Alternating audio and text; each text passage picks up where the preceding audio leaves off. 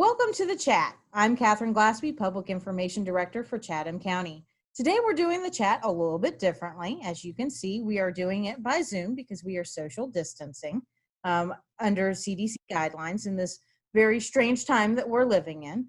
But my guest today is going to be Dr. Lawton Davis with the Department of Public Health for the Coastal Health District. And we're going to talk about coronavirus, COVID-19, over the next few minutes and try to give everybody kind of a sense of what's going on, what the update is, what's happening here in our local district. So Dr. Davis, thank you so much for joining me today by web camera. I appreciate that so that we could do this, but still social distance. Good to have you. Thank you for having me.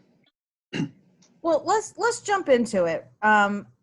Chatham County, we have over 120 cases now. That seems to go up every time that we get a new report. That's at 12 and at 7 each day. Do we expect these cases to continue to rise? Well, yes, our numbers are growing very rapidly. Just last week, in the past week in Chatham County, our confirmed cases have risen by more than 500%. Wow. This is likely the result of several factors. Certainly we're doing more testing, but also more widespread infection in the community. Mm-hmm.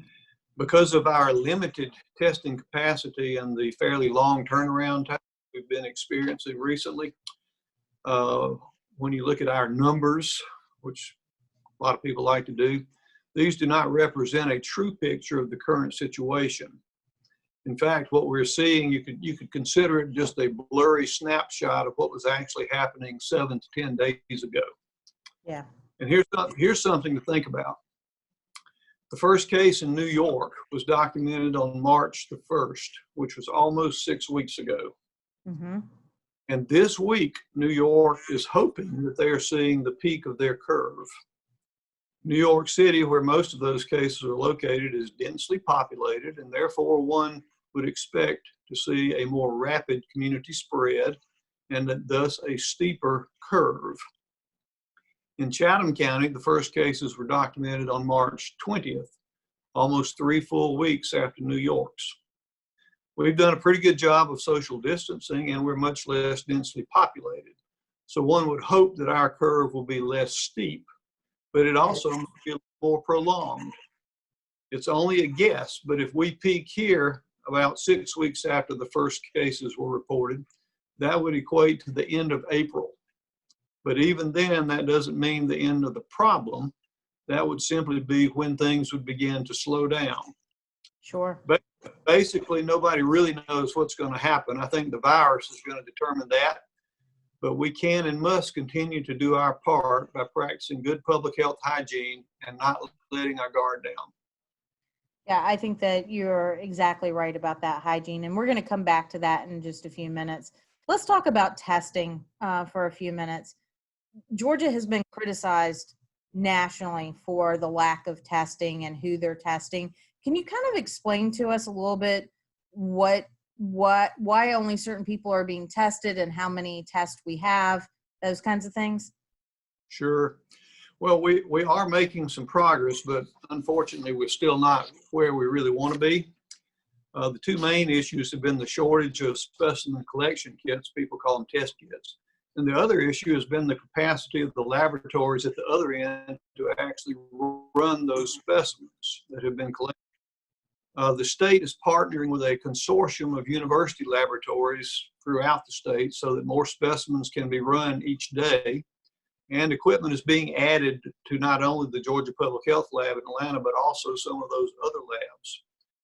Another development is that the Department of Public Health is partnering with a new commercial lab in the Atlanta area called Ipsum Diagnostics. Ipsum expects to be able to produce all the specimen collection kits we might need and will be able to process 2,000 tests each day. Wow. With a 24-hour turnaround.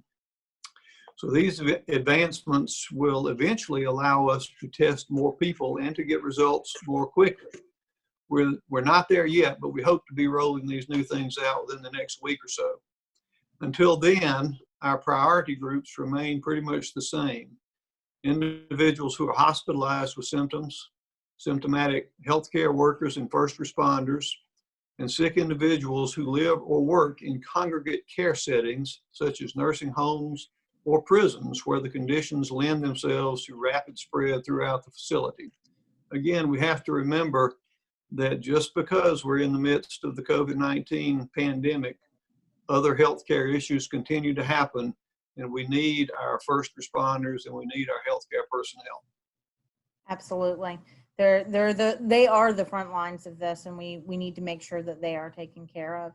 I hope that we will be able to have more collection kits and be able to test more people, because we probably have higher numbers than what we're reporting, because not everybody's getting tested. And I think people understand that.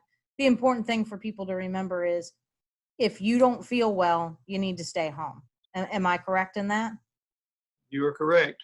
In fact, we're under a mandate for, home quarantine, so everybody should be doing that anyway. Absolutely.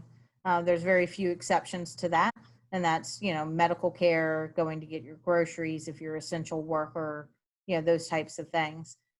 Let's talk about a little bit about the age range that this affects, because originally when we were hearing about this, it was people over 60 were probably the most likely to get the disease, the most likely to have complications.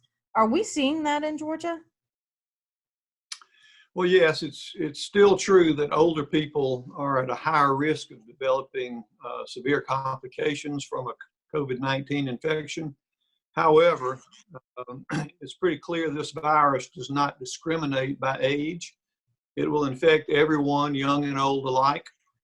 In fact, about 60% of the cases in Georgia are in adults in the age range of 18 to 59, even though we initially targeted older people for testing. Right. And younger adults can get sick from the virus and develop serious complications as well. In Chatham County, we've seen deaths in individuals in their 80s, but we've also unfortunately had the death of a young man who was only 37 years old. And one very important point is to remember is that even if young people don't typically get as sick as the older people, they certainly can become infected and spread the virus to others. Absolutely. And then you have people that have higher risk for complications from the disease if they get it. I keep hearing diabetes, asthma, hypertension, obesity, those autoimmune diseases that are out there, like lupus and things like that, that it doesn't put you more at risk for getting the disease, I don't think, from what I've read, but it makes it more likely that you'll have severe complications. Is that correct? You're absolutely correct. Would you like to come to work for public health? I've just been reading what you guys are putting out. I've been trying to stay up on all this. As a public information officer, it's my job to try to get this information out. So I've been trying to really understand what's going on, and trying to educate people. I mean, I have family here that is older that have these complications. I'm trying to tell them, you need to stay at home.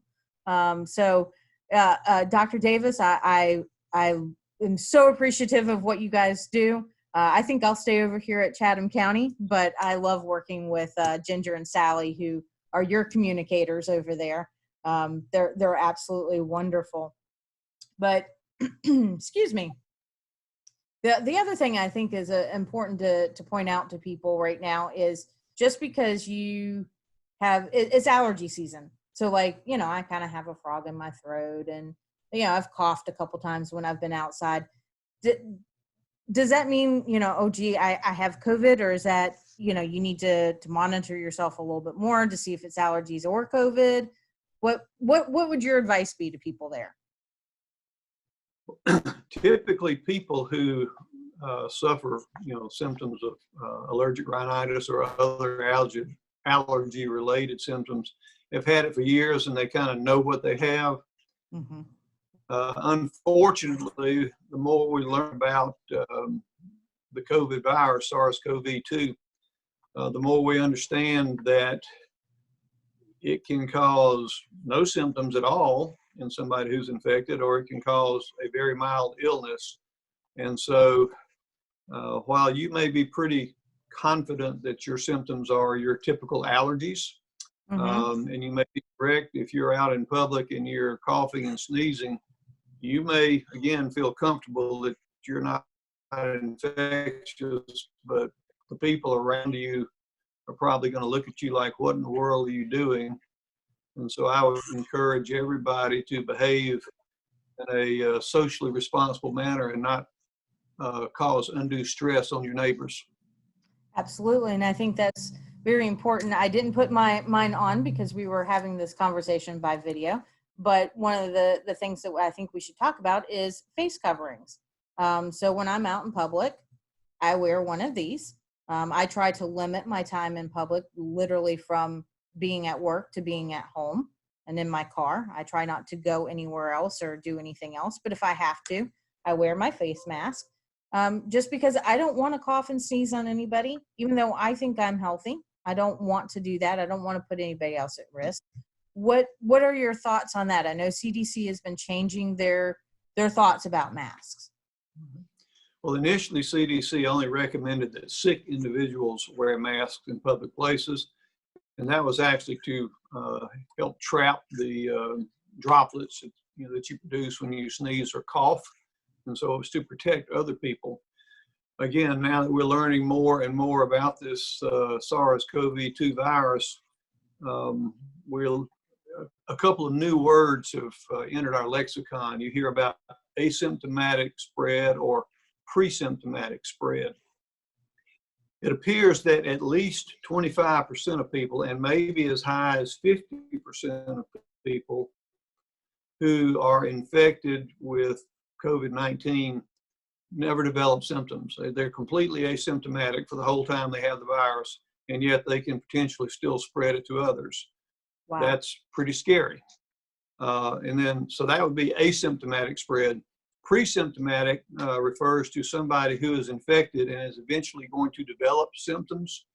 And just like with the flu, we know those people can spread the virus at least 2 days before they become sick. So again, the more we learn about this virus, the less I like it. It's proved to be a real unpopular thing here. And so the CDC is now recommending that we wear some type of cloth face covering, everybody, whenever you're out in public. And again, this is not to protect yourself, but it's to protect others that you may come into contact with in a congregate setting. You may be an asymptomatic carrier, you just don't know you have it. Sure. And so this is to help prevent you from spreading your droplets when you cough or sneeze in places where social distancing is hard to achieve, such as going to the grocery store or to the pharmacy. Right, absolutely. And there are many videos out there. The Surgeon General did one. We've shared it on our Facebook page, and I think you guys have also shared it, where it teaches you how to make that cloth covering and talk about the importance. So if people need to do that, and the guidance is out there on how to make it. One of the other things that I wanted to talk about before we let you get back to fighting this disease and protecting our 8 coastal counties. This is a high holy week for a lot of religious people. We've got Passover this week. We've got Easter coming up. What would you say to the people who would want to congregate? How should they go about celebrating? Your thoughts on that? Well, I actually have some pretty strong thoughts on that. It is a challenging time, and we all come from different backgrounds and faiths and walks of life, but we're sort of uniquely bonded, to this period of time and this shared experience. I think it's very important to stay committed to social distancing and avoid in-person gatherings. I personally cannot recommend attending any live worship service, even if you maintain your 6-foot distance. Many houses of worship are offering online or virtual services, and I would certainly recommend that. You could consider celebrating with your family via video chat. We did that last night. I have family in Boston and Atlanta and Kennesaw, and we all got online and made fools of ourselves with each other. And you also could you could cook your traditional foods at home to enjoy the familiar taste and smell of the holiday season. Consider a small celebration with the family in your household, Right. and hold a larger celebration later when it's again. And then I have one other special consideration. I've received several questions regarding special worship music, basically having choir members get together and record anthems or special music to be broadcast. You have to remember that when people sing, the volume of air expelled is much greater than normal, and therefore the vapor cloud that comes out of each person will spread further than would be expected with just normal conversation or normal breathing. There's at least one well-documented outbreak in a choir that resulted from a single practice session, and not a single person in that choir had any symptoms. And during that session, they actually practiced pretty good social distancing. So my recommendation is don't do that either. Yeah. I knew about the choir that had the problem.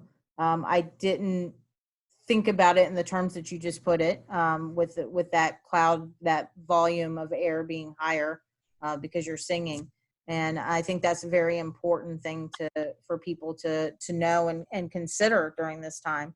I know my church is doing the online virtual service, and that's the way I'll be attending on Sunday because my faith is important to me. But I think we all have to think about the others around us. It isn't just about us. This is not a time to be selfish. This is a time to think about the people around us. Dr. Davis, I can't thank you enough for being here today. Are there any final thoughts that you have for today? Well, again, thank you for having me. I would just encourage everybody to be careful, be safe, and continue to practice your good public health hygiene practices that we've all grown tired of hearing about, but which we know are necessary. Yep. These are strange times that we're living in, and we have to adapt to them. This is our new norm right now, and I think people need to be understanding of that and really try to adapt to this new norm while we have to. So again, thank you so much for being with us today. Thank you all for joining us on the chat today. We'll be back with another episode in a couple of weeks. Dr. Davis, we may even ask you to come back in a week or two and update us a little bit more about the virus and what we've got going on. So thank you again. Stay safe, and we will be talking to you soon.